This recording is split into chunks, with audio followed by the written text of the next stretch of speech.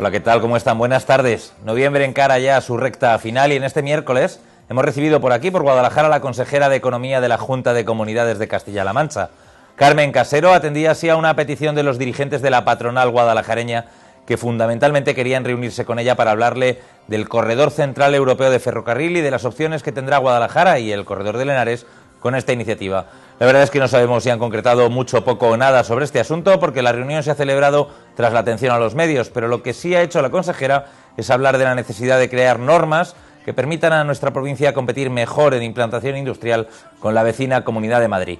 Por cierto, que también ha seleccionado Casero unos cuantos datos macroeconómicos para asegurar que las cosas en Guadalajara parecen mostrar algunas luces al final de este túnel de la crisis.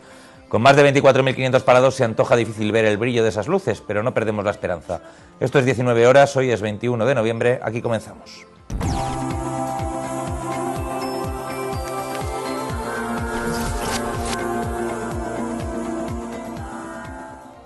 Pues antes de hablar de la visita de Casero a Guadalajara, nos vamos a ir hasta el Banco de Alimentos de nuestra ciudad. Está en el polígono de Henares y hasta allí ha acudido hoy la presidenta de la Diputación Provincial porque han iniciado un reparto de 14.000 kilos de alimentos. Un banco bueno.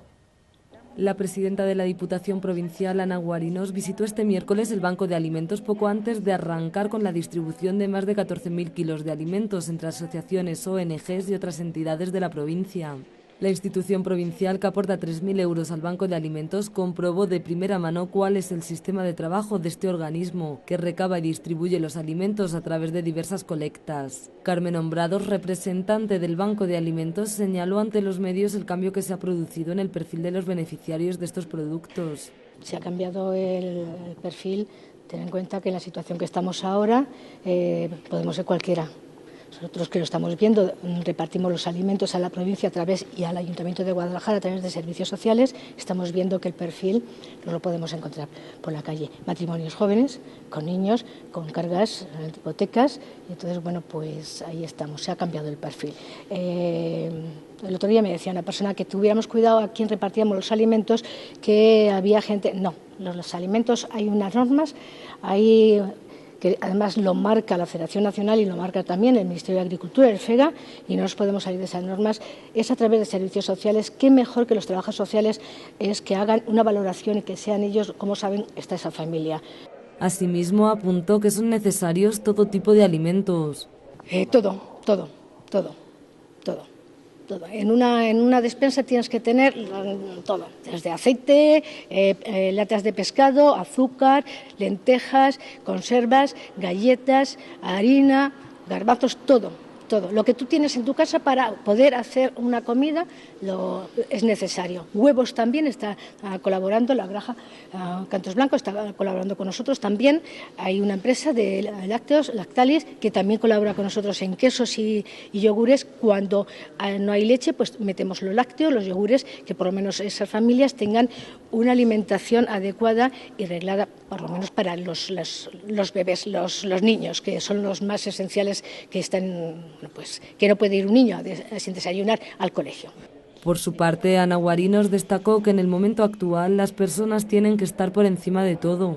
Estamos en un momento en el que la solidaridad o los proyectos sociales están por encima de lo que son los proyectos materiales, es decir, de nada sirven las grandes infraestructuras, sino que es el momento de las personas, es el momento del apoyo solidario y es el momento de llegar con pequeños detalles a mucha gente. No es el momento de las grandes inversiones, porque no es en este momento lo que la sociedad de Guadalajara ni la sociedad española necesita. Durante el pasado año, el Banco de Alimentos distribuyó 948.000 kilos de alimentos por toda la provincia. Pues en este miércoles tenemos como analista invitado a un periodista de Guadalajara, viejo amigo, Gustavo García, que ya ha venido unas cuantas veces por aquí por la mesa de 19 horas. Bienvenido, Gustavo. Muy bien, muchas gracias. Cambio de perfil. Un día más nos toca en 19 horas hablar de la pobreza y de otra organización que se encarga de trabajar para tratar de paliarla. Tiempos que nos toca vivir. El Banco de Alimentos, sí, el banco bueno, como tú decías. Hombre, está muy bien que sigan funcionando estas iniciativas, porque recordemos que hay algunas que han desaparecido también por mor de la crisis. Yo recuerdo que Carmen Hombrados tiene mucha experiencia, lleva muchos años en estos temas, en otros sociales, porque, bueno, era presidenta, creo recordar, de la Asociación de Pensionistas y Jubilados de Guadalajara. Es presidenta de la Federación. Sigue siendo de la Federación. y luego fue del Banco de Alimentos y compatibiliza las dos cosas. Está muy bien que funcionen este tipo de asociaciones que además son, como es lógico, sin ánimo de lucro. Que comentaba la propia Hombrados algo de lo que también han hablado otras veces desde Cáritas, cuando nos han hablado de su restaurante solidario o de su albergue Betania, cómo está cambiando el destinatario de la ayuda. Antes estas ayudas iban pues al vagabundo, al pobre de solemnidad, al pobre que todos conocíamos, a la persona excluida, y cada vez es más a matrimonios, a jóvenes con hijos, a personas que antes estaban perfectamente estructuradas y que la crisis los está arrastrando a una situación insostenible. Es así, ahora son otro tipo de destinatarios, sí, por desgracia. Ha aumentado y, como decía, menos mal que existen este tipo de asociaciones, ONGs, etcétera, que pueden dar estos servicios a las personas más necesitadas, que en este momento son muchas. Es lo que está demostrando la sociedad, es lo que hay ahora. Pues esta que ven es la nave que gestiona la incombustible Carmen Hombrados al frente del Banco de Alimentos. Y quería decir, perdona, Óscar, que suenan también las palabras de los políticos. Lo que ha dicho Ana Guarinos es totalmente lo que pensamos la sociedad. Es el momento de, ahora y siempre, pero claro, ahora más por las necesidades de todo el mundo, de llegar al ciudadano como tal, pero para cubrir sus necesidades. A mí lo que me gustaría es que se cumplieran las cosas, es que los hemos oído tantas veces estas cosas, y no es por Ana Guarinos, que me merece todos los respetos, pero que son los políticos en general los que nos prometen muchas cosas y luego no se cumplen. Cuando no hay, no hay. Pues lo que decía, que esta es la nave que gestiona Banco de Alimentos de Guadalajara, que está en el polígono de Henares, que necesitan ayuda, todo tipo de alimentos, ya lo han dicho claramente, y que un dato nos queda para la reflexión: 1 millón de kilos de alimento es lo que repartieron en el año 2011, y en este 2012, pues ya lo has visto, que lo van a superar. Cambiamos ahora de tema, hablamos de eso que les comentaba al principio del informativo, de la visita que la consejera de Economía ha cursado a los empresarios de la patronal guadalajareña. Se lo habían solicitado al delegado de la Junta, que querían reunirse con ella, y bueno, pues finalmente Carmen Casero hacía hoy aparición por Guadalajara para reunirse con la Junta Directiva de la COE. Los empresarios le querían hablar fundamentalmente de cómo tienen que hacer para aprovechar ese influjo del corredor europeo ferroviario que va a establecerse con esas líneas que ha marcado la Unión Europea. La consejera, por su parte, dice que ve luces, que ve buenos datos económicos en Guadalajara para que sea de las primeras en salir de la crisis. La Junta Directiva de la Patronal Provincial ha mantenido este miércoles una reunión con la consejera de Economía de Castilla-La Mancha. Se trata de una cita que los empresarios habían solicitado al delegado provincial de la Junta, porque dicen que tienen ideas que aportar a la labor de gobierno del Ejecutivo Autonómico. No vamos a escribir una carta a los Reyes Magos pidiendo mucho dinero, pero sí lo que queremos aportar son ideas que nos transmiten nuestros propios empleados, nuestros propios socios, que son muchos y como hemos dicho siempre, tenemos desde la gran empresa, Corte Inglés, Maus, Nestlé, etcétera, hasta el pequeño autónomo, que tenemos más de 8.000, junto también con los agricultores, porque hacemos un equipo multidisciplinar para aportar cosas que se pueden hacer. El presidente de la COE provincial ha reiterado a la consejera su conocido discurso sobre la discriminación de Guadalajara en las inversiones regionales y nacionales a lo largo de la historia, algo que también ha apoyado la presidenta de la Diputación, presente en la reunión. ¿Y cómo está discriminada? Pues eso se ve en los presupuestos generales de la región o en los presupuestos generales del Estado. Y queremos que, bueno, comprendemos las dificultades, cuando ves los gráficos de endeudamiento de las distintas comunidades, pues se te pone la carne de gallina al ver en qué situación está Castilla-La Mancha. Pero eso no es óbice para que las ideas que tenemos se puedan desarrollar no con mucho dinero, pero sí que tengamos un cierto equilibrio. Nos ha faltado, en efecto, a lo largo de todos estos años, el apoyo del Gobierno regional, que ha tenido a esta provincia en el más absoluto abandono, pero en este momento contamos con un Gobierno regional y con unas instituciones que apuestan por Guadalajara, que creen en Guadalajara y que gracias a su apoyo, a pesar de esas dificultades económicas heredadas de anteriores gobiernos. Por su parte, la consejera ha aportado una batería de datos macroeconómicos que considera que apuntan a una recuperación económica en la provincia.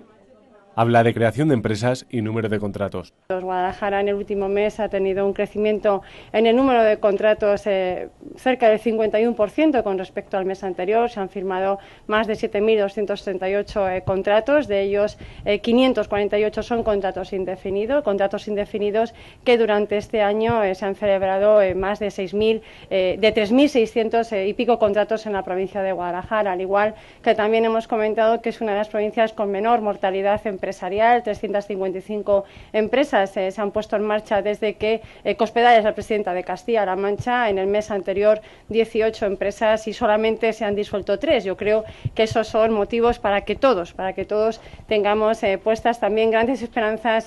Patronal y consejera han coincidido a la hora de señalar que la ubicación de la provincia debe facilitar una más rápida salida de la crisis. En este sentido, los empresarios han explicado a la consejera sus planes para aprovechar en la provincia el influjo del corredor europeo ferroviario que atravesará Guadalajara. Su situación estratégica, su situación geográfica la hace tener ciertas sinergias que no tenemos en otras provincias de Castilla-La Mancha y precisamente ahí es donde también el Gobierno tiene la responsabilidad y el compromiso con esta provincia de avanzar en mejorar esas condiciones. Efectivamente, las condiciones económicas del Gobierno de Castilla-La Mancha las conocen todos los ciudadanos, 10.800 millones de deuda, 3.000 de déficit. Estamos en condiciones de cumplir el objetivo que nos marcó el Gobierno de España, pero también tenemos y podemos hacer otras muchas cosas, como apuntaba la presidenta de la Diputación y el presidente de CEO de Cepime, que no son aportación económica, y está también precisamente en mejorar esa legislación que nos permita competir de la misma manera con la comunidad autónoma vecina y amiga que es la Comunidad de Madrid. Carmen Casero ha señalado por otra parte la existencia de conversaciones con grandes empresas que estudian implantarse en Guadalajara en un futuro breve, pero ha querido ser cautelosa y no hacer ningún anuncio antes de cerrar los acuerdos. Pues ya ves, Gustavo, le hemos preguntado por si va a venir, aparte de Yastel, que ya está por aquí, e Inditex, alguna, que anunció hace poco su implantación en el polígono de Cabanillas, alguna empresa más. Ha sonreído, ha dicho que hay conversaciones, pero no ha soltado prenda. Hombre, eso es lógico. Mi madre me ha contado esta mañana, van a crear un montón de empleo en Guadalajara. Y digo, ¿así? Un montón de empresas que van a ir. Había escuchado la noticia, lo había visto en alguna televisión y me lo ha comentado. Digo, bueno, claro, sabemos de qué va un poco todo. Y me extrañaba que si era cierto hubieran dicho que iban a implantar tal empresa. Hasta que ya no está consumido el asunto, sabemos que no se comenta. Ojalá sea cierto, ¿eh? Tenemos todos muchas ganas de que esto sea así. Y en las elecciones del Partido Popular, recuerdo que en Guadalajara y en Castilla-La Mancha el lema era por el empleo, creando empleo. Era ¿buscas empleo? Vota Partido Popular. Eran sí, mucha incidencia. Muchísimo más incisivos y todavía se les echa mucho en cara aquello, porque claro, hay 2.800 parados más ahora que hace un año. Es que ese dato de los más de 7.200 contratos contrasta con el otro de los parados que han aumentado, que somos ya 24.000. Claro, la consejera dice los contratos que se han creado, pero no dice las relaciones contractuales que se han destruido. Bueno, busca de alguna manera también los datos más positivos, y que también es cierto que más diferencian a Guadalajara de otras provincias de la región, ¿no? Que se han creado un 55% más de contratos en octubre que en el mes de septiembre, que en el mes de octubre, por ejemplo, se crearon 18 empresas en Guadalajara y solo murieron 3. Pues bueno, quiere ver, no buenas noticias, pero quiere ver luces, quiere ver, está maldita la palabra, pero quiere ver brotes verdes. A mí me da esa sensación. Esos datos son positivos, al menos. Nos tendremos que creer, y está muy bien que haya datos positivos en la provincia de Guadalajara. Esos los hemos escuchado con mucha atención. Yo me he quedado con el de los más de 7.200 contratos, que no me encaja, pero los otros también. Efectivamente, la mortandad de empresas de 3 en el último mes. Lo que pasa que, claro, eso hay que verlo más a largo plazo también, esos datos. En medio año o en un año, ¿cuántos han sido? Pero bueno, está bien que el último mes hayan sido solo 3. Oye, ¿qué te parece ese discurso de grandes que repite pues casi cada vez que viene un político? Me parece que lo hace como para decir, estamos aquí y no nos olvidamos de decir que Guadalajara siempre ha sido discriminado, que no se ha invertido aquí. La verdad es que no sé a qué viene ahora ese tema, no lo entiendo muy bien, porque ahora hay que mirar un poco para adelante. Ya sabemos el discurso de la herencia y demás, y la herencia es la que es, eso también es indudable, pero bueno, hay que mirar, yo creo, más para adelante en el futuro, y sobre todo el presidente de los empresarios.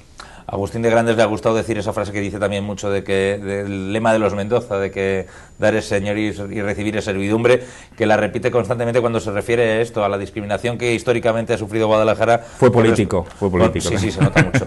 Con respecto a otras provincias de la región. Por cierto, vamos a seguir hablando de la patronal, de una de las federaciones de la patronal, en concreto la que se dedica al turismo y la hostelería, porque hoy nos han presentado una nueva edición, dicen que creen que es la 7ª, pero han perdido incluso la cuenta, no lo saben seguro ni ellos, de la Ruta de la Tapa.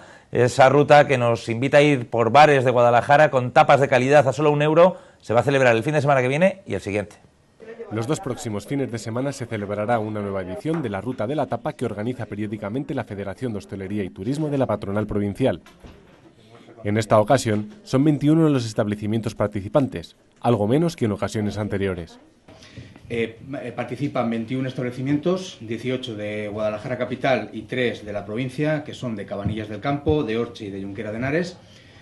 Y, como os decía antes, la tapa se va a ofertar a €1. Cada establecimiento va a ofertar 2 tapas diferentes para degustar. Y todos y cada uno de ellos lo van a hacer durante los fines de semana del 23 al 25 de noviembre y del 30 de noviembre al 2 de diciembre de este año en el horario de apertura de cada establecimiento. Cada bar o restaurante participante preparará 2 tapas exclusivas y de cuidada gastronomía que venderán al precio de €1. La bebida habrá que costearla aparte, al precio que marque cada establecimiento. Las tapas van a ser muy variadas. Yo creo que los establecimientos se han esmerado, si cabe, cada vez más en la elaboración de las mismas, porque al final de lo que se trata es de intentar ofertar a los clientes habituales y a los no habituales, que también de eso se trata, de captar clientes no habituales, pues un producto de calidad y, como siempre decimos, pues la gastronomía en miniatura también es muy agradable de degustar. La intención de la Federación de Turismo es organizar en el futuro rutas específicas en localidades como Sigüenza o Azuqueca. Todo ello con la esperanza de implantar en Guadalajara la costumbre de la tapa de calidad, tan arraigada en otras zonas. Creo que todavía no somos, desde luego, un destino con renombre como puedan ser los que tú comentas del norte o de otras ciudades, pero yo pienso que sí que se ha visto y se ha vivido una transformación importante en Guadalajara en ese sentido. Hemos pasado de la no tapa o de las tapas prácticamente testimoniales que se ponían hace relativamente pocos años a varios establecimientos en el centro y por los alrededores que se esmeran mucho en la tapa y de hecho están, bueno, pues no hay nada más que pasar por la puerta para ver que normalmente suelen estar más llenos que los que se esmeran un poco menos en esa elaboración de tapas. Acabamos de terminar, como todos ustedes saben y bien ha dicho Juan Luis Pajares, los secretos gastronómicos, esos secretos gastronómicos que, como decíamos ya en su presentación, están más que consolidados y lo mismo ocurre con la ruta de la tapa. Yo creo que es importante el crear hábito entre la sociedad de Guadalajara y entre los visitantes que acuden en muchas ocasiones con motivo de estas citas gastronómicas, sobre todo de la vecina Alcalá de Henares o incluso de la capital de España, Madrid. La séptima ruta de la tapa de Guadalajara cuenta con el patrocinio de 2 marcas de bebida y del Ayuntamiento de la capital. ¿A ti te mola lo del tapeo, Gustavo? ¿Cómo lo sabes? Me gusta mucho la expresión gastronomía en miniatura de Juan Luis Pajares. ¿Te la apuntas? Sí, me la he apuntado de hecho aquí. No, pero bueno, la esencia es la tapa. Lo importante también es esa parte que apuntaba él, que en Guadalajara ya nos estamos un poco más acostumbrando, porque llevábamos nunca había esa costumbre, era difícil que en un bar te pusieran una tapa, ahora... Estaba el cacahuete, la oliva y el boquerón, a mucho pedir. Todavía te ponen patatas fritas y aceitunas, todavía por ahí existen, que bueno, no es poco, antes ni eso en algunos sitios. Yo recuerdo que me tomé un vino hace 12 o 13 años y, en un bar y fue a palo seco, es que no, nada. Y ahora sí, ahora ya... Y también hay que tener en cuenta eso, lo que decía Juan Luis Pajares, el que invierte y el que insiste en atraer clientes lo hace con tapas de calidad. Tapas de calidad que no son gratis, que no es el pincho gratuito que te ponen con la bebida, sí. Son tapas de €1, pero son tapas de €1, bacalao ahumado, salmorejo, tostas de morcilla, callos, brandada de bacalao, hamburguesas de sepia, oreja, es decir, un poco cuidado, y además hay algunos bares y restaurantes que están apuntados pues de mucho renombre, otros más clásicos, otros más nuevos que han abierto, en total 18 en Guadalajara, 1 en Cabanillas, otro en Orche y otro en Junquera. La verdad es que los establecimientos se lo trabajan y bueno, son tapas de calidad, la mayoría. Yo echo de menos también que haya más. Me parecen pocos, 18 en Guadalajara. Ha dicho Juan Luis Pajares que hay menos que otras veces, sí. Pero es que han cerrado muchísimos bares en los últimos meses en Guadalajara. Pero es lo que digo, hay que invertir y apostar por el cliente. Sí. Dale una tapa y la consumición. De hecho, ya estamos viendo los establecimientos que funcionan, los que te dan con poco dinero las dos cosas, tapa y bebida. En este caso es €1 y están muy bien elaboradas. Yo soy habitual de estas rutas de la tapa y, bueno, porque suelo estar en Guadalajara, siempre me pateo el centro, sobre todo, pero... Pues eso, a ver si cambiamos el chip, ¿verdad?, de la hostelería de Guadalajara y no se limita a estos fines de semana de Ruta de la Tapa, sino que se crea una cultura, ojalá nos pareciéramos, yo que sé, a San Sebastián, a Zaragoza, a Logroño y esa calle Laurel, donde el tapeo es casi una religión más que ir a misa los domingos. Lo más que nos parecimos fue en el boom de los pubs que hubo en su momento. Sí, en eso sí. Cambiamos ahora de asunto, vamos a hablar de patrimonio, porque aunque parezca raro, hablamos de patrimonio histórico y con buenas noticias, dos en concreto. Por un lado, la renovación del convenio de la Diputación con el Obispado para el mantenimiento de nuestras iglesias y por otro, una buena noticia, muy buena para la localidad de Budia. Vamos con la primera. La Diputación Provincial y el Obispado de Sigüenza, Guadalajara, han firmado dos nuevos acuerdos de colaboración para la restauración de diferentes iglesias en la provincia y para la promoción del Museo Diocesano de Arte Antiguo de la ciudad del Doncel. La presidenta provincial, Ana Guarinos, y el obispo Atilano Rodríguez han firmado los pertinentes convenios. Diputación aporta a la Iglesia de Guadalajara 150.000 euros para la restauración de edificios religiosos en 23 municipios de la provincia, además de otros 7.500 como ayuda al mantenimiento del museo.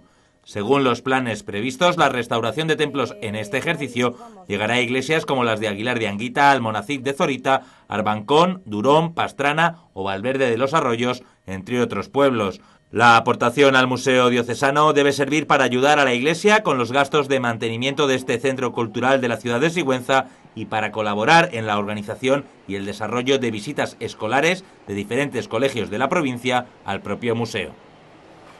Y les decía que vamos a hablar también de Budia, porque allí hace muchos años que tienen el empeño de recuperar de las ruinas ese fantástico convento carmelita que tienen a las afueras del pueblo, ahí al pie de los pantanos. Bien, FADETA, el Grupo de Desarrollo Rural de la Federación de Asociaciones de Desarrollo del Tajo y Tajo-Tajuña, ha decidido la inversión de 200.000 euros para dar el primer paso en un proyecto de inversión que es de 1.300.000. La Federación de Asociaciones para el Desarrollo Territorial del Tajo-Tajuña, FADETA, aprobó en Junta Directiva una ayuda de 200.000 euros para la reconstrucción y musealización del convento carmelita de Budia como proyecto de interés regional. El proyecto total asciende a 1.300.000 euros, que si la Junta de Comunidades ratifica, a la ayuda de FADETA habría que sumar 708.000 euros. El convento, ahora en ruinas, es una joya del barroco provincial, construido en la primera mitad del siglo XVIII, ha sido desde morada de monjes hasta cuartel de las tropas francesas durante la Guerra de la Independencia. Su desaparición llegó con la desamortización de Mendizábal y ya en 1968 se autorizó el desmonte de la cubierta para financiar con su venta las obras de la parroquia de la localidad. El convento de Budia fue la última fundación de la Orden Carmelita en la provincia de Guadalajara. Es un edificio con un valor histórico y artístico indudable. En el proyecto subvencionado por FADETA, además de la restauración integral del edificio, se incluye la dotación de todo el mobiliario necesario. Asimismo, cuenta con el beneplácito de la Iglesia, ya que el Obispado de Sigüenza, Guadalajara, formalizó la cesión durante 50 años del uso del convento para fines culturales a favor del Ayuntamiento de Budia. El edificio se convertiría en museo de arte, acogiendo colecciones pertenecientes a la Casa de Silva Mendoza, que administra la Fundación Machado, así como una colección de instrumentos barrocos del catedrático de la Universidad de Viena, Francisco Vázquez. Además, una vez terminadas las obras y con su apertura al público, este nuevo museo generaría 2 puestos de trabajo fijos. Pues Gustavo, empezando por el final, 200.000 euros que van a parar a este convento carmelita, que ya hemos visto cómo está, en la más absoluta ruina, y que es desde luego un empeño de los, no sé si ya era budianos o budienses, no tengo ni idea de cómo se dice el gentilicio de Budia. Budieros. Budieros, bien, ahí te veo bien. Pues eso, que es un empeño de los budieros desde hace mucho tiempo recuperar este convento, ojalá lo consigan. Pues sí, es un empeño, y yo creo también más que de otros, del actual alcalde, Carlos María Silva, porque es además de la Casa Silva, como han dicho en la noticia, y efectivamente llevo un tiempo detrás de ello y me encantan estas noticias, que sean positivas, que haya restauraciones, porque estamos hartos de hablar de crisis y cosas de estas. El convento tiene además un proyecto largo, bueno, como se ha explicado, y es una idea interesante que llevan trabajando en ello, me consta, pues varios años. Y por fin parece que ve un poco la luz con FADETA o con quien sea. Pues es FADETA, perfecto.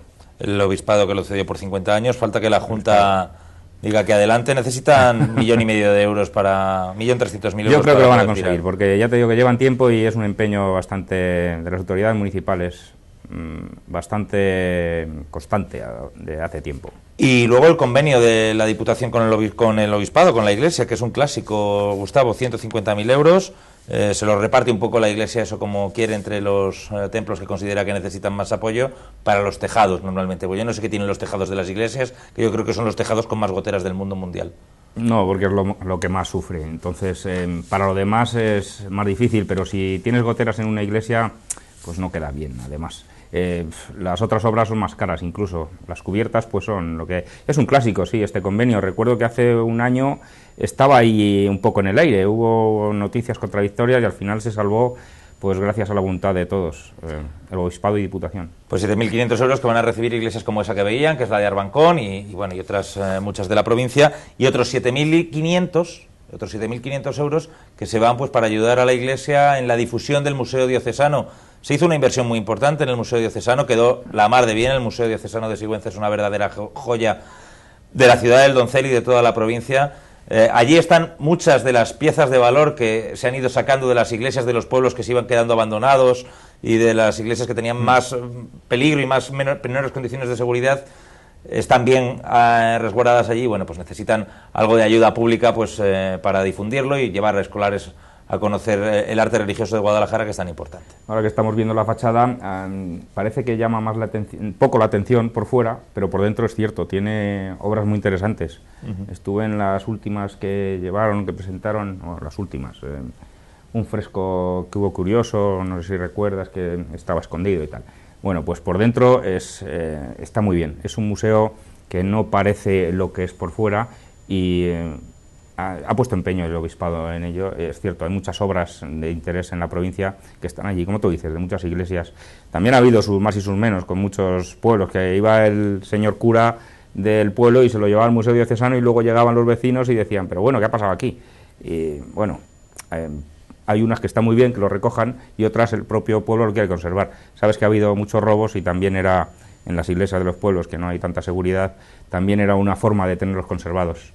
El Obispado tenía ahí su parte de razón en eso. Bueno, pues del patrimonio de la Guadalajara más rural, de nuestras entrañas y nuestras raíces, nos venimos a la Guadalajara del ladrillo, a la Guadalajara moderna del corredor de Henares, del entorno de la capital. Hablamos de Lleves, donde se les ha ocurrido una idea que, bueno, que no son los primeros, luego lo hablaremos con Gustavo precisamente, no son los primeros en realizarla, pero desde luego que siempre está muy bien. En Valdeluz van a poner huertos urbanos, un terrenito que tiene el ayuntamiento, van a decidir dedicarlo para huerto, para que la gente de Valdeluz, si le apetece, pues cultive allí sus tomates y sus lechugas. Lleves ha iniciado los trámites para poner en marcha los huertos urbanos de ocio en una parcela de titularidad municipal. Dicha parcela está situada junto a las oficinas municipales de Valdeluz y tendrá una capacidad para 15 huertos de estas características. El recinto estará delimitado por un vallado, ocupará una superficie de 1.500 metros cuadrados y dispondrá de una caseta para el almacenamiento de materiales. La instalación y mantenimiento del sistema de riego por goteo será por cuenta del adjudicatario y la actividad agrícola se podrá desarrollar durante los 7 días de la semana en horario de 7 de la mañana a 10 de la noche. Deberá respetar los límites de la parcela que se le asigne y mantenerla en perfecto estado de limpieza y conservación. En cuanto a la explotación, solo se podrán cultivar especies hortícolas o plantas de jardinería que se destinarán única y exclusivamente a consumo particular o a la donación. El tiempo máximo de uso será de 1 año prorrogable en caso de que en la siguiente convocatoria queden otros libres. La adjudicación se realizará por sorteo público entre las solicitudes presentadas y los beneficiarios deberán estar empadronados y al corriente de sus obligaciones tributarias. El concejal de Medio Ambiente, Vidal Gaitán, explicó que estos huertos serán una alternativa de ocio y una plataforma formativa. 15 huertitos de 36 metros cuadrados cada uno, que está muy bien, que suelen tener mucho éxito estas iniciativas y que tú lo sabes bien porque conoces alguna de primera mano, ¿verdad? Son pocos, sí, porque en Alovera cuando lo hicieron yo estaba por allí por entonces trabajando y efectivamente fue una iniciativa pionera, no sé si en España, me imagino que no, que era en la provincia. Y muy bien. Fue la primera Alovera, ¿no? Tú trabajabas allí en el gabinete de prensa, fue el primer municipio. Sí, tuvo mucha aceptación y fue una idea genial. Pues aquí creo que no está limitado a personas según la edad. Allí creo que era más enfocado a personas mayores y además que eran los únicos solicitantes. No sé si hubo un caso o dos de menores, pero está muy bien porque pasas el tiempo allí y el ayuntamiento se lo facilita. En Valdeluz el perfil de habitantes es distinto, ¿no? Más claro. Que pensado para personas mayores, está pensado por la cantidad de parejas jóvenes que hay. Me imagino que es para el fin de semana, que lo trabajen. Oye, ¿tú qué tal también eres agricultor, porque siempre te has dedicado pero no hortelano. Además, no, nunca hortelano, siempre de secano, ¿qué? De secano más bien. ¿Y no te apetecería tener un huertito y eso de poder regar? No, de momento no. Yo voy más por el otro tema.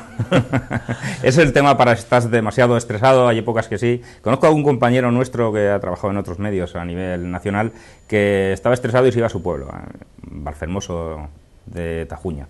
Hay quien dice que tener un huerto es el primer camino hacia la felicidad. Yo no lo sé porque nunca he tenido ninguno, pero bueno, como proverbio y como consejo no está mal. Antes de irnos a publicidad, quiero darles 3 pinceladas informativas que no me gustaría dejar en el tintero. La primera, de corte social.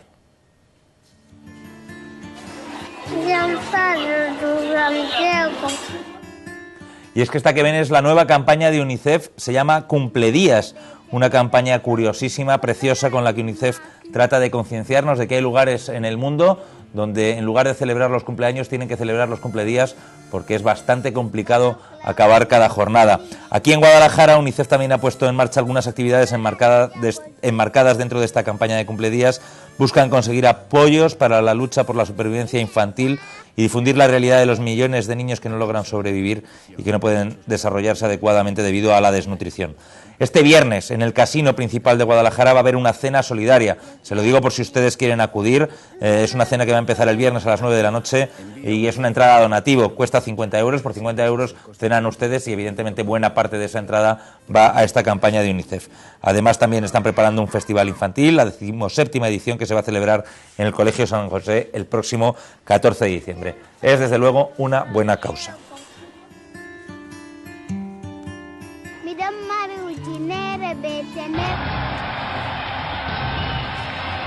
Y esto es Peter Pan sobre hielo. Hemos hablado ya varias veces en este informativo de esta función de teatro infantil sobre hielo que se va a celebrar el fin de semana que viene en Guadalajara.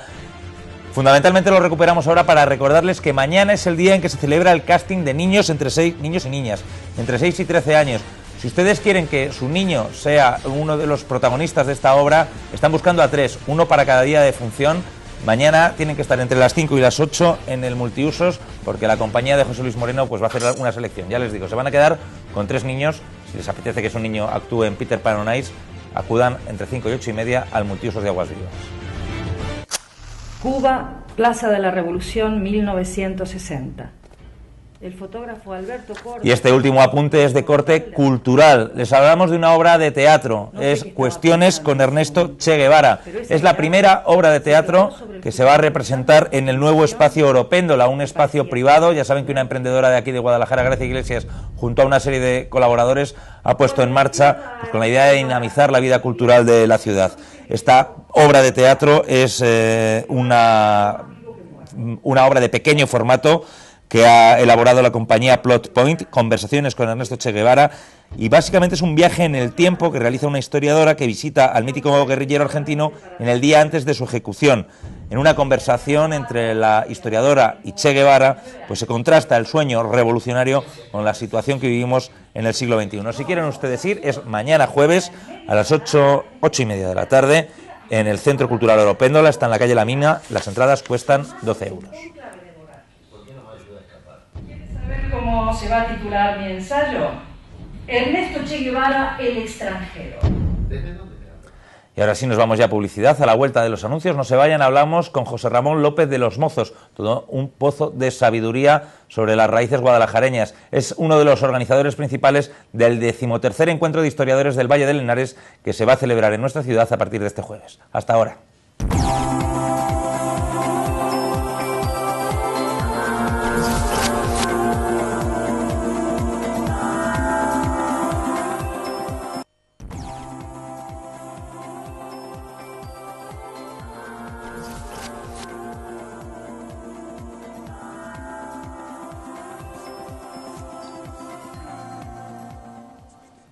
Pues les decía antes de la publicidad que este fin de semana se celebra en Guadalajara, en el Centro San José, el 13º Encuentro de Historiadores del Valle del Henares. Vemos en qué consiste.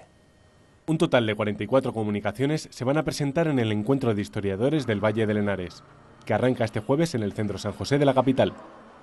Este año se cumplen 25 años desde la primera convocatoria, aunque es la 13ª edición, ya que los encuentros se celebran cada 2 años. La cita convocada por la Diputación de Guadalajara, el Centro de Estudios Seguntinos de Sigüenza y la Institución de Estudios Complutenses de Alcalá de Henares se extiende hasta el domingo 25. La sesión inaugural está prevista el jueves a las 8 de la tarde, con unas palabras de bienvenida y la ponencia 15 años de encuentros de historiadores, a cargo de Francisco Viana Gil, de la Institución de Estudios Complutenses. Los ponentes tienen 15 minutos para exponer sus trabajos, que tienen el denominador común de estudiar las tierras y las poblaciones de la cuenca del río Henares, desde Horna hasta Mejorada del Campo. La mayor parte de las comunicaciones, un total de 30, son de carácter histórico. Hay otras 8 sobre arte y 6 más sobre etnografía y cultura.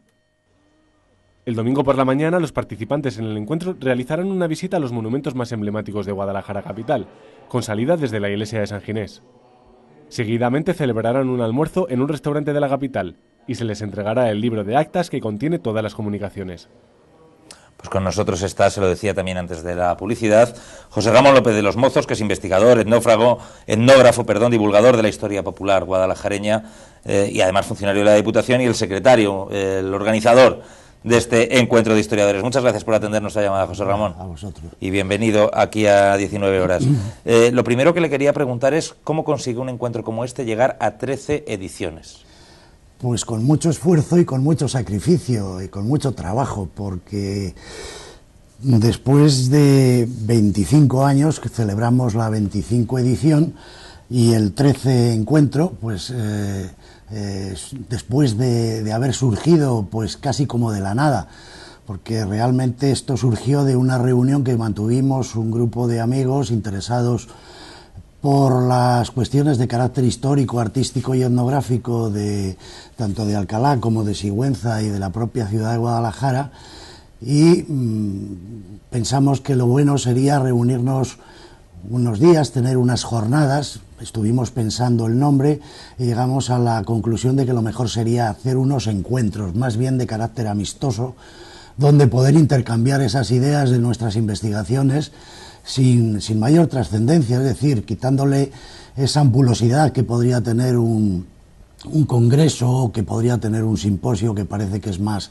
de carácter de gente con más sesuda y más catedrática y más de otra forma, ¿no? Y entonces se fue desarrollando poco a poco y así, sin darnos cuenta, han pasado estos años. Han pasado 25 años. 25 que no años, es nada, que dice la canción. No es nada. ¿Por qué del Valle del Henares? Me llama la atención porque, no sé, en este tiempo de autonomías y autonosuyas, entender el Valle del Henares como una unidad, no sé si histórica, geográfica, o como algo que tienda a estudiarse en su conjunto, pues a lo mejor llama la atención a los chicos de la LOCSE. Bueno, pues no, en principio, pues por lo que he dicho, porque nos juntamos gente de Alcalá de Henares, gente de Sigüenza y gente de Guadalajara que está enclavada en el Valle del Henares. ¿Y qué es el Valle del Henares? Al fin y al cabo, es una vía de penetración de carácter cultural.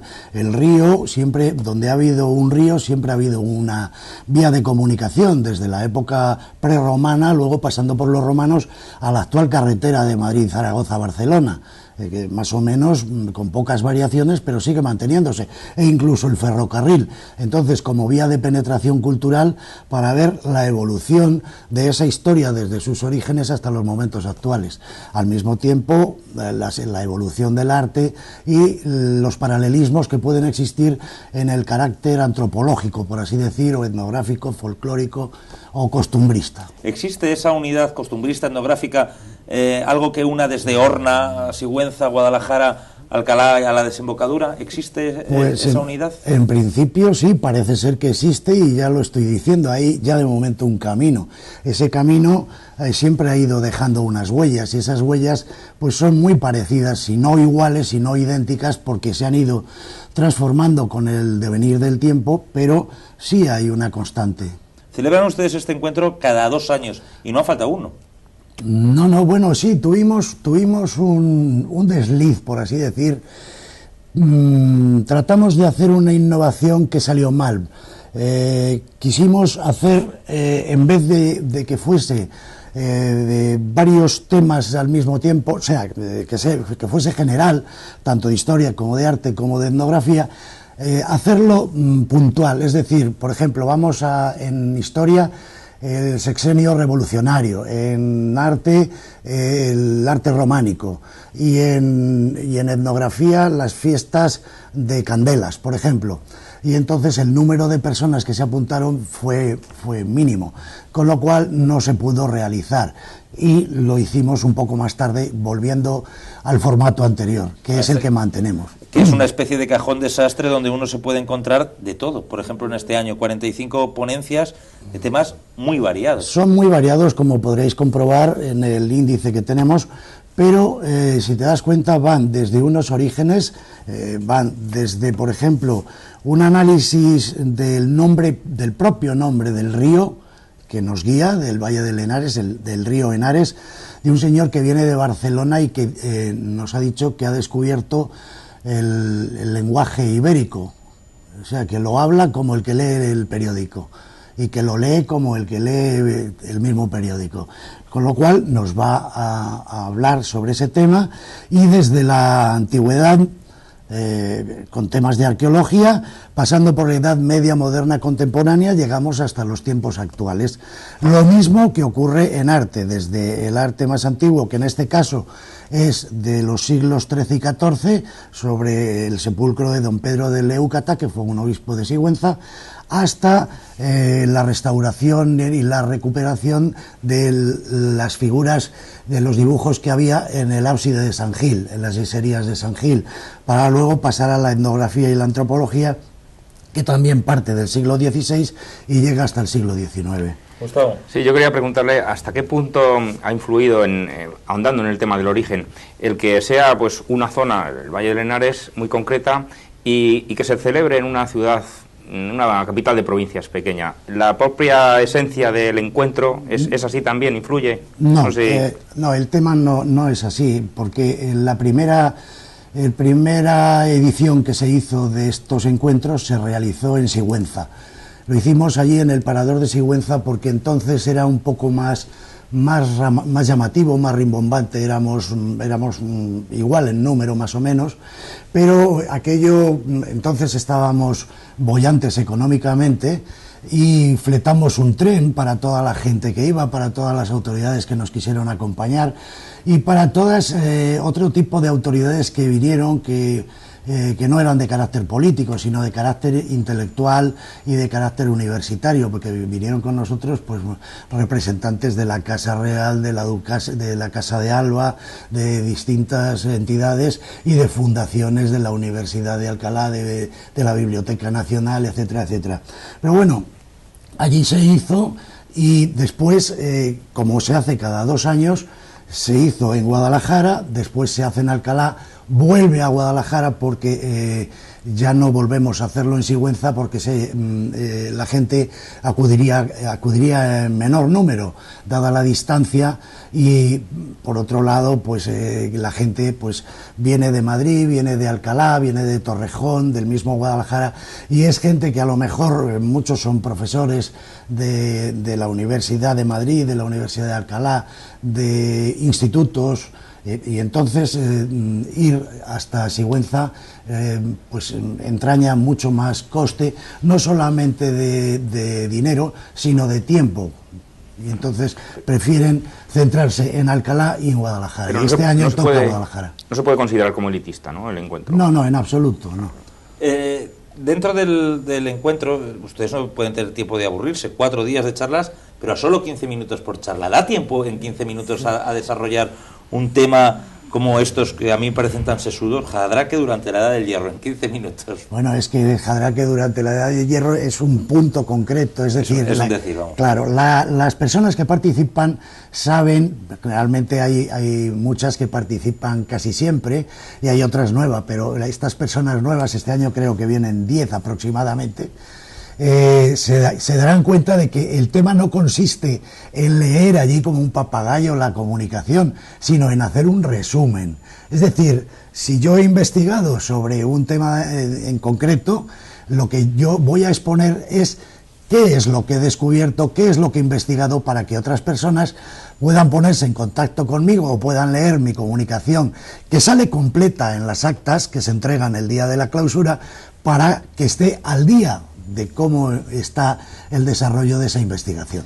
¿Quién acude? ¿Puede ir cualquiera o suelen acudir a ustedes a escucharse entre ustedes? ¿O puede ir alguien del público a escuchar esas ponencias? Vamos a ver, normalmente la asistencia se realiza de dos modos distintos, que son iguales, convergen en el mismo punto. Como asistente, es decir, usted quiere participar y rellena una inscripción, paga su cuota y está y tiene los mismos derechos que los demás participantes. Luego está el comunicante, que es el que publica, el que tiene derecho a leer y a la recepción de unas actas donde sale su comunicación publicada. Que alguna persona a nivel particular quiere asistir a oír una comunicación de algún amigo suyo o le interesa porque está trabajando sobre ese tema, pues se pone en contacto conmigo, como han hecho en algunas ocasiones, y no hay ningún problema. Lo que no tiene derecho es ni a las actas, ni a la comida, ni a los regalos, que los regalos son libros, sí, evidentemente. Pero se puede ir ahí al salón de actos a escuchar lo que haya que decir. Sí, pero no en masa. Los que tienen derecho son las personas que para eso han pagado una cuota. ¿Y debate existe? ¿Se forma? ¿O siempre? Es muy aburrido, ¿no? En algunos, normalmente el debate solemos hacerlo en los pasillos. En los pasillos, como los diputados. Que es donde es que no vas a debatir una cosa del Paleolítico superior si tú eres una persona que te interesa la prensa del siglo XX. La gente se aburriría, ¿no? Soberanamente. Y entonces, la gente de un mismo grupo, cuando salen, se encuentran en los pasillos o en el bar, que el bar está cerca, y tomándose un vino o tomándose un café, empiezan a discutir de sus temas, se dan la tarjeta o el teléfono o el correo electrónico y luego sigue el contacto, que suele durar mucho porque se hacen amistades en este tema, como en todos los temas, cuando se tiene intención. Yo sé, José Ramón, que le voy a poner en un compromiso y a lo mejor no me quiere contestar, lo entendería perfectamente, pero yo voy a probar suerte. Destaqueme alguna conferencia, alguien que venga que tenga un especial interés porque el trabajo sea muy sesudo, porque sea muy importante. Es lo que tú has dicho, los trabajos son muy no, si llamas, si dices a uno puede enfadarse el otro, pero no. Hay trabajos pues que son llamativos. Antes ya te he dicho, por ejemplo, el de este señor Cabrejas Iniesta, que nos tiene a todos como en ascuas, pues no.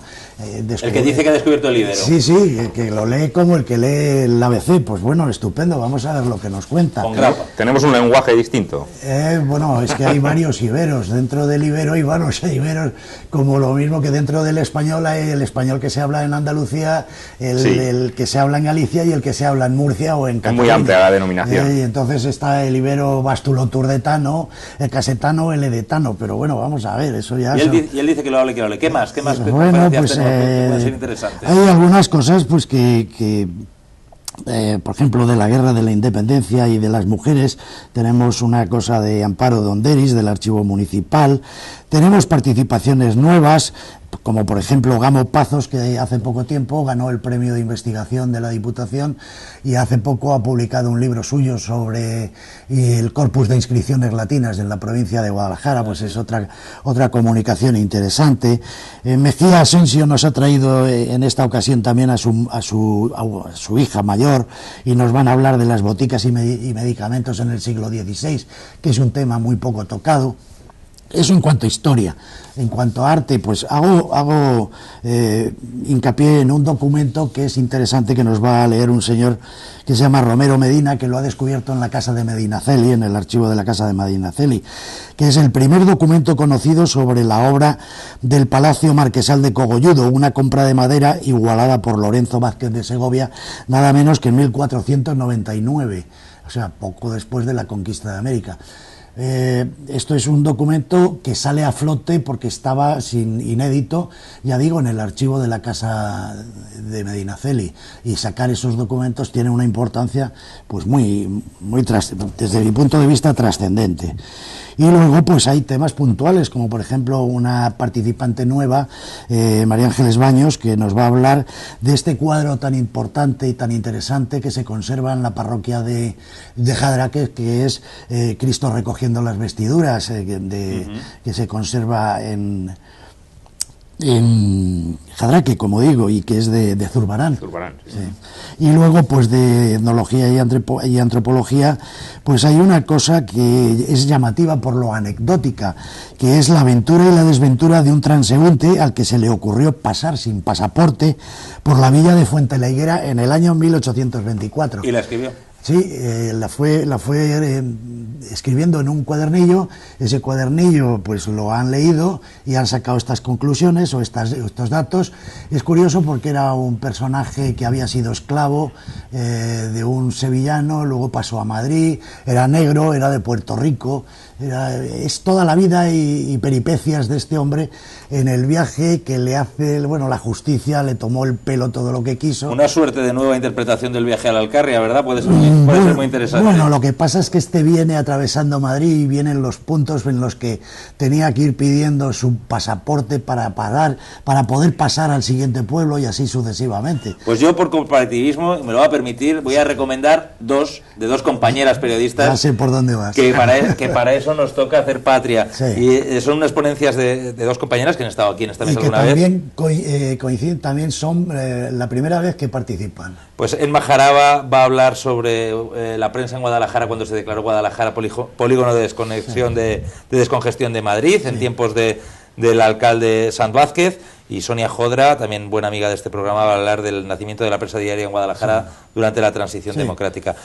José Ramón, ha sido un placer tenerle aquí en 19 horas charlando de este encuentro de historiadores de Henares. Tenía otras muchas preguntas para hacerle por si me daba tiempo sobre botargas, sobre los despoblados de Guadalajara, sobre dónde van nuestros pueblos y esas raíces, que yo no sé si con los recortes va a quedar algo de todo eso que a usted le ha costado tanto construir. Así que como no hemos podido charlar de este asunto, le emplazo a que venga otro día a hablar de todo ello. Otro día hablamos. Muchas gracias. Y a usted y a ti, Gustavo, también muchísimas gracias por venir un día más a charlar y a diseccionar la actualidad aquí en la mesa de 19 horas. Nada, encantado, muchas gracias. Y ustedes ya lo saben, todos los días tenemos una cita con el análisis de la actualidad en esta mesa de Canal 19 2.0.